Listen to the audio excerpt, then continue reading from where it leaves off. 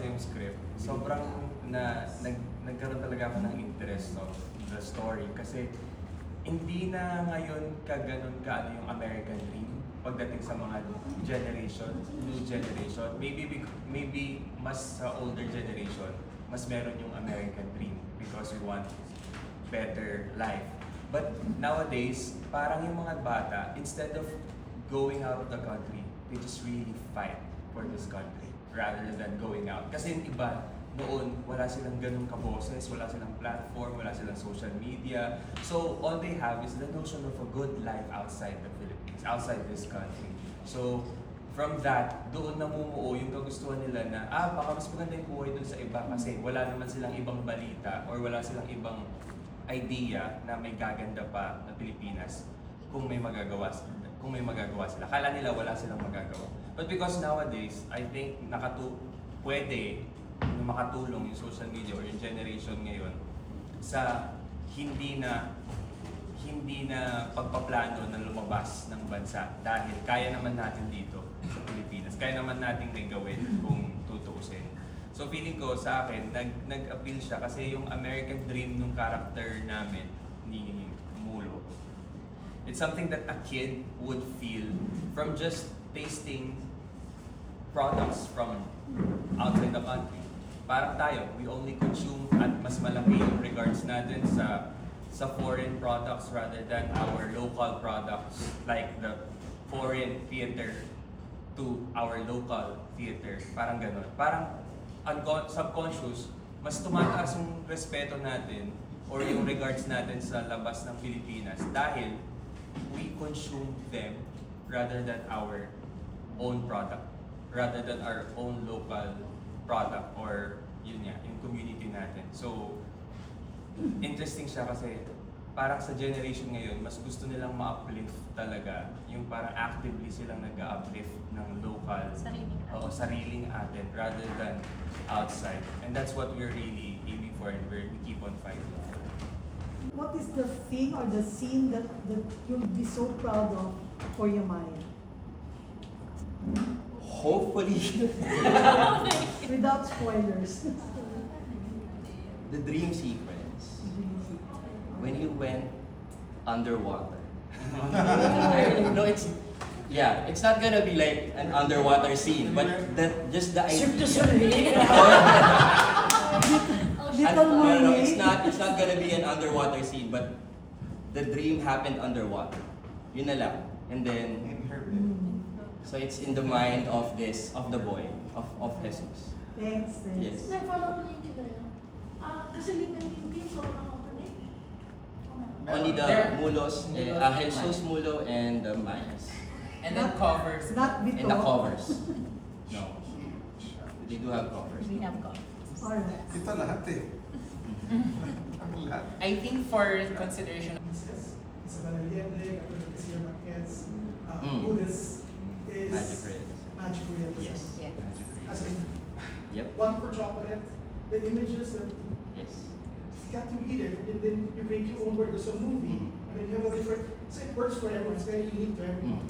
Now, how is magic realism going to be used and important in telling the marriage story? Thank you. The script is magic realism. It is. How important? We're working on blurring the, you know, in on stage when there's a shift of reality or a shift of location, there's always a very sharp change. So we're trying to find in our rehearsals moments when it just happens. And that's the thing with magic realism. You accept the world, you accept the universe, that whatever happens is valid. And so we're finding those, discovering those in rehearsals in one of their moments in the boat, or the moment between the mother and the child, during the fire. So there are moments when suddenly it just fades in and then suddenly it's out. And just moments like that I, again, enjoy in rehearsals. We discovered in rehearsals. So magic realism is a big part of the script. That's also why I'm so excited to work with Ed, because when you read the script, it's exactly those images you want to see translated live.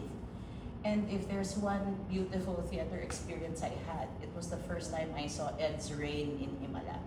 So for me to experience that, I'm so excited to see what he does with this one. Ako rin, yung that you're part of the discovery of it.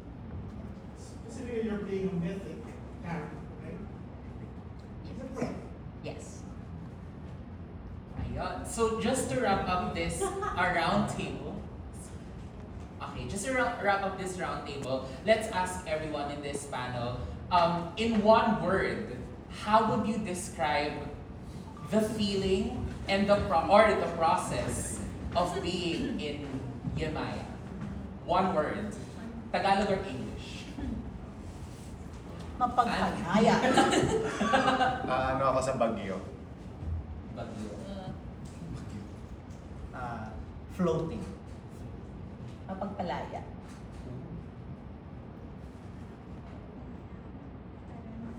Sumisip. Word. Parang pag-imbulog. Umaimbulong. Parang pag tumalon ka, tapos sobrang lalim. Yes. Sumisip. Sumisip.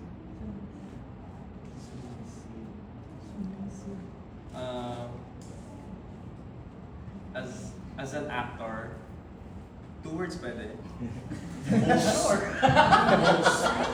Most challenging role yet. Forwards na.